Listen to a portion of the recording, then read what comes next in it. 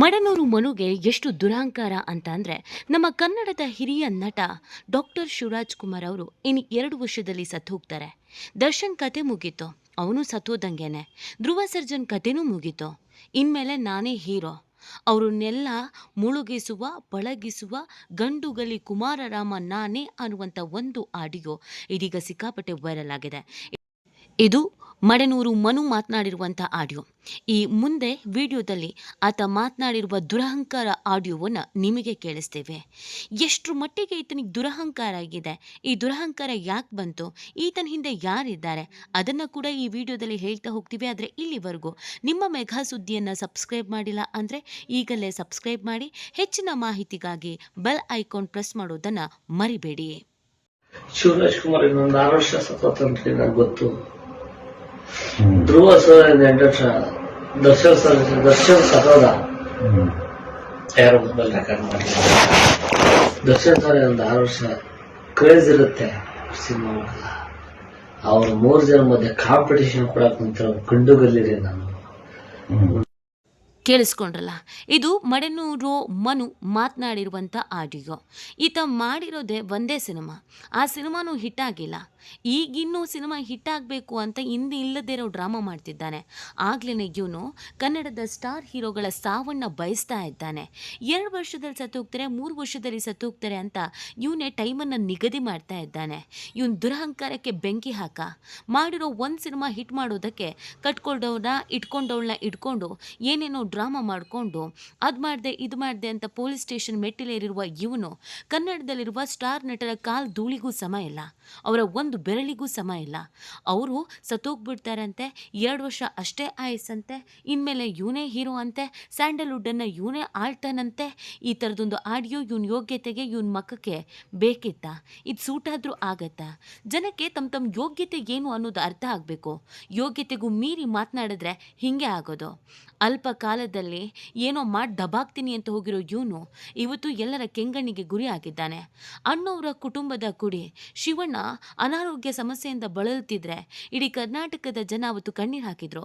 ಶಿವಣ್ಣ ಆರೋಗ್ಯವಾಗಿ ಬರಬೇಕು, ಅವ್ರಿಗೆ ಆಪರೇಷನ್ ಹುಷಾರಾಗಿ ಆಗಬೇಕು, ಸಿನಿಮಾಗಳನ್ನು ಮಾಡಬೇಕು, ಯಂಗ್ ಆ್ಯಂಡ್ ಎನರ್ಜೆಟಿಕ್ ಆಗಿ ಅವ್ರು ನಮ್ಮ ಜೊತೆಗೆ ಇರಬೇಕು ಅಂತ ಅವ್ರು ಬಯಸಿದ್ದು ಎಷ್ಟೋ ಮಂದಿ.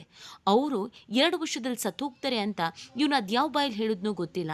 ಇವನ ಬಾಯಿಗೆ ಹುಳನೇ ಬಿದ್ದೋಗ್ಬೇಕು ಅಂತ ಇದೀಗ ಶಿವಣ್ಣನ ಫ್ಯಾನ್ಸ್ ಹೇಳ್ತಾ ಇದ್ದಾರೆ.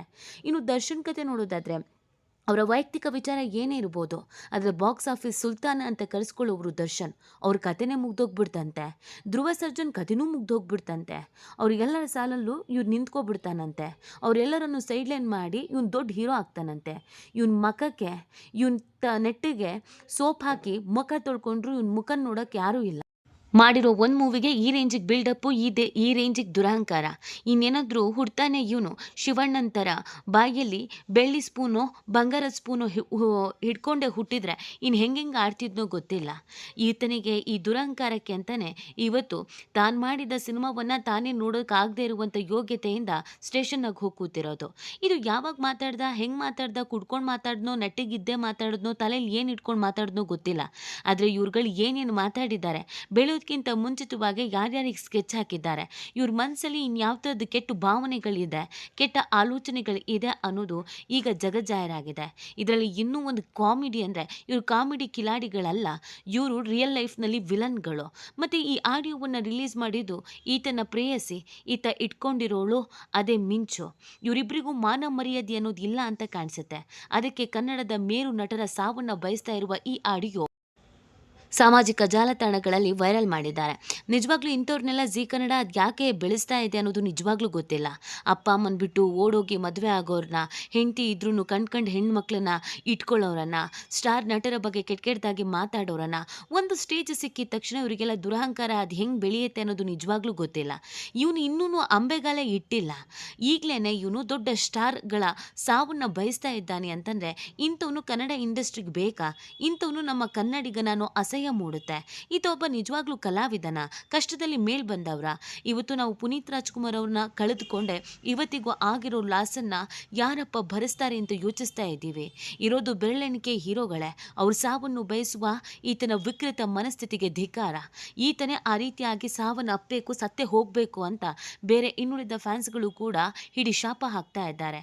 ನೋಡೋದಕ್ಕೆ ಮುಗ್ಧನಾಗಿ ಇನ್ನೋಸೆಂಟ್ ಆಗಿ ಕಾಣ್ತಾ ಇದ್ದ ಈ ಮನು ಮನ್ಸೊಳಗೆ ಏನೇನ್ ಕ್ರಿಮಿನಲ್ ಯೋಚನೆಗಳನ್ನ ಮಾಡ್ಕೊಂಡಿದ್ದ, ಎಷ್ಟು ದುರಹಂಕಾರ ದುರಾಸೆಯನ್ನ ಇಟ್ಕೊಂಡಿದ್ದ, ಆತನ ಮನಸ್ಸು ಎಷ್ಟು ಕಿತ್ತೋಗಿತ್ತು ಅನ್ನೋದು ಇಲ್ಲೇ ಗೊತ್ತಾಗ್ತಾ ಇದೆ. ಈತ ಜೈಲಿಂದ ಹೊರಗೆ ಬರಲೇಬಾರ್ದು, ಜೈಲಲ್ಲೇ ಕೊಳ್ತು ಹೋಗ್ಬೇಕು. ಅದಲ್ದೇ ಇವನ ದುರಹಂಕಾರಕ್ಕೆ ತಕ್ಕ ಶಾಸ್ತಿ ಆಗ್ಬೇಕು ಅನ್ನೋದು ಎಲ್ಲರ ಆಶಯ. ಈ ಬಗ್ಗೆ ನಿಮ್ಗೇನ್ ಅನ್ಸುತ್ತೆ ಅನ್ನೋದನ್ನ ನೀವು ಕೂಡ ಕಮೆಂಟ್ ಮಾಡಿ ನಿಮ್ಮ ಅನಿಸಿಕೆ ಮತ್ತು ಅಭಿಪ್ರಾಯವನ್ನ ತಿಳಿಸಬಹುದು. ಶಿವರಾಜ್ಕುಮಾರ್ ಇನ್ನೊಂದು 6 ವರ್ಷ ಸತತಂತ್ರಿ ನನಗೆ ಗೊತ್ತು. ಧ್ರುವ ಸರ್ 8 ವರ್ಷ, ದರ್ಶನ್ ಸತೋದ ಯಾರು ಮೊಬೈಲ್ ರೆಕಾರ್ಡ್ ಮಾಡಿಲ್ಲ. ದರ್ಶನ್ ಸರ್ ಒಂದು 6 ವರ್ಷ ಕ್ರೇಜ್ ಇರುತ್ತೆ ಸಿನಿಮಾ ಮಾಡಲ್ಲ.